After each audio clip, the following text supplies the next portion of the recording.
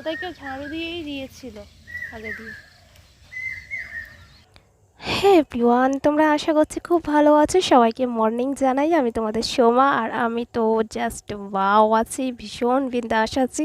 এখানটায় না আছে রান্নাবান্নার ঝামেলা, না আছে ঘরের কাজের ঝামেলা, জাস্ট খাচ্ছি দাচ্ছি আর ট্রেনিং করছি আর ঘুমাচ্ছি। তো আজকে ডে 2 আর এটা ছিল বুধবারের।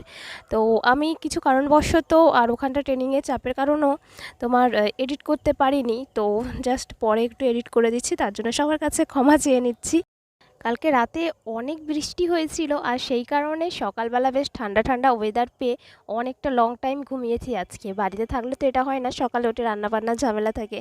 তো সেই কারণে এখানটা ফ্রি হয়ে গেছি।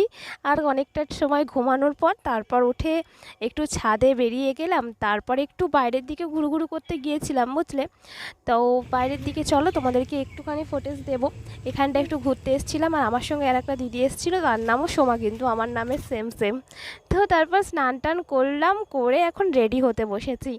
আর এখানটায় আসার ঠিক 3 দিন আগে শ্যাম্পু করেছিলাম। তো আমি এটা ভেবেই নিয়েছিলাম শ্যাম্পু নিয়ে যাচ্ছি, যদি এমার্জেন্সি হয় মানে মাথায় খুব ময়লা হয় তাহলেই একমাত্র শ্যাম্পু করব, না হলে এইভাবেই কাটিয়ে দেবো। তো আমি শ্যাম্পু আর করিনি, শ্যাম্পু ব্যাগের মধ্যে ওই অবস্থাতেই আছে। আর বুঝতেই পারছো যে হোস্টেলের মধ্যে না মানে এই রকমভাবে শ্যাম্পু ট্যাম্পু করাটা অনেকটা চাপের হয়ে যায়। ভেবেছিলাম যদি খুব ভালো বাথরুম হয় তাহলেই শ্যাম্পু ট্যাম্পু করব, কিন্তু সেই রকমভাবে দেখলাম বাথরুম নেই। তাই ভাবলাম চলো এই চুলেই কাটিয়ে দিতে হবে। এই সময়টা বেজে গিয়েছিল প্রায় 9টা।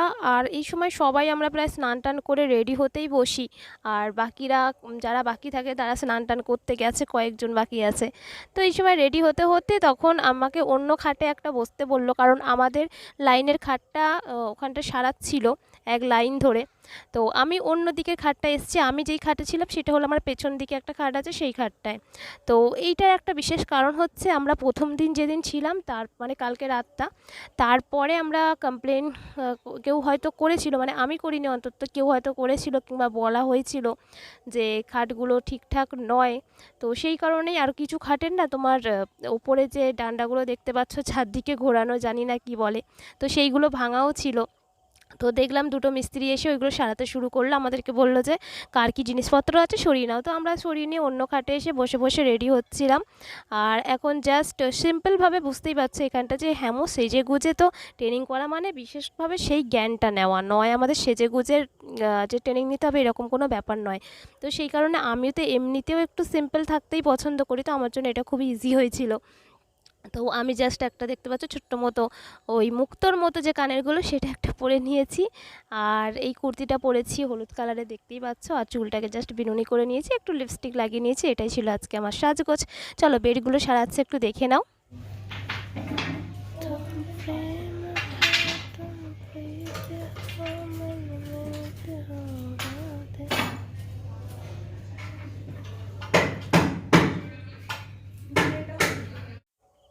তারপর এখন চলে এলাম টিফিন করতে। তো আজকে টিফিনে ছিল কুমড়ো আলুর তরকারি, লুচি, আর সাথে একটা রসগোল্লা।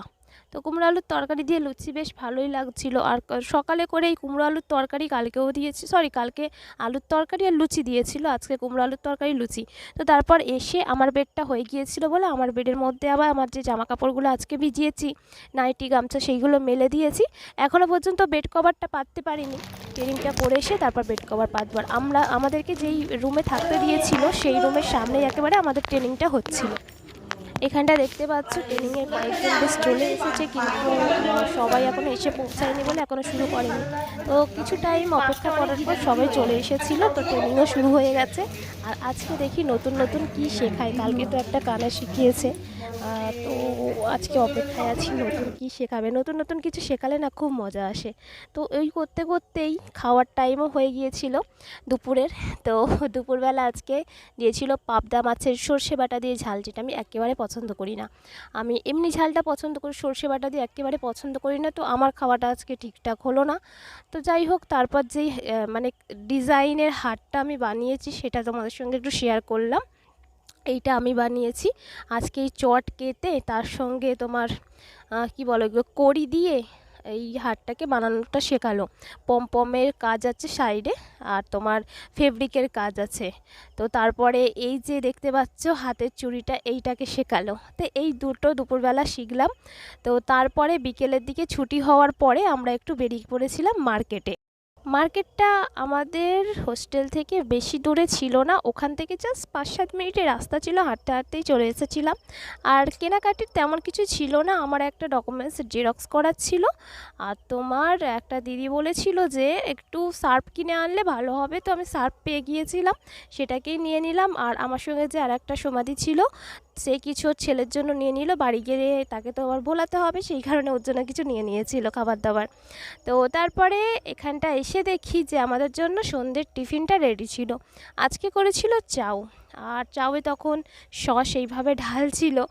আর এসে একটু মানে চাউটা দেখে মাথা গরমই হয়ে গেছে। দেখছি যে ডিম টিম মানে যা যা দেয় আর কি চাউয়ে, ডিম চিংড়ি এই সব দিয়ে ভেবেছিলাম করবে, এসে দেখছি যে ভেজ চাউ করেছে। তো সবার একটু মন খারাপই ছিল আজকে, যে অন্য দিন এমনি চপ মুড়ি এইসব দেয়, বলেছিলাম একটা দিন অন্য রকমভাবে করতে, কিন্তু ভেজ চাউ দেখে সবার একটু মুখটা গোমড়া হয়ে গিয়েছিল।